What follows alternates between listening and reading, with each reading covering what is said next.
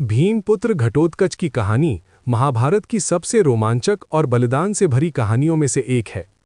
घटोत्कच का जन्म। भीम जब वनवास में थे तब उनकी मुलाकात राक्षसी हिडिंबा से हुई। दोनों का विवाह हुआ और उनके पुत्र का जन्म हुआ घटोत्कच।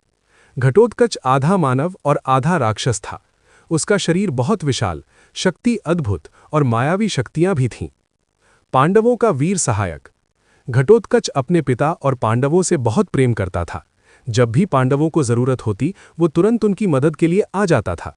उसकी सबसे बड़ी ताकत थी रात में युद्ध करना। रात के समय उसकी शक्तियां कई गुना बढ़ जाती थीं।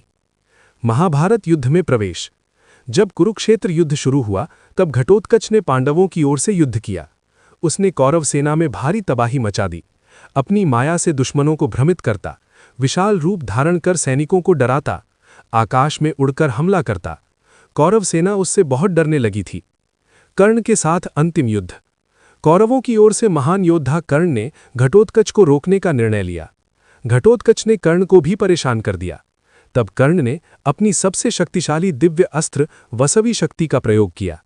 ये अस्त्र उसे इंद्र से मिला था और वो इसे अर्जुन के लिए बचाकर रखना चाहता था, लेकिन घटोत्कच को रोकने के लिए उसे मजबूरी में यही अस्त्र चलाना पड़ा। वीर गति और महान बलिदान। वसवी शक्ति लगते ही घटोत्कच ने समझ लिया कि अब उसका अंत निश्चित है। मरते समय उसने अपना शरीर बहुत विशाल कर लिया ताकि गिरते समय ज्यादा से ज्यादा कौरव सेना को कुचल सके। उसका बलिदान पांडवों के लिए बहुत बड़ा वरदान बना, क्योंकि अब कर्ण के पास अर्जुन को मारने का वो अस्त्र नहीं बचा था। सीख। सच्चा वीर वही होता है जो दूसरों के लिए अपना बलिदान दे। बुद्धिमानी और समय पर लिया गया निर्णय युद्ध की दिशा बदल सकता है।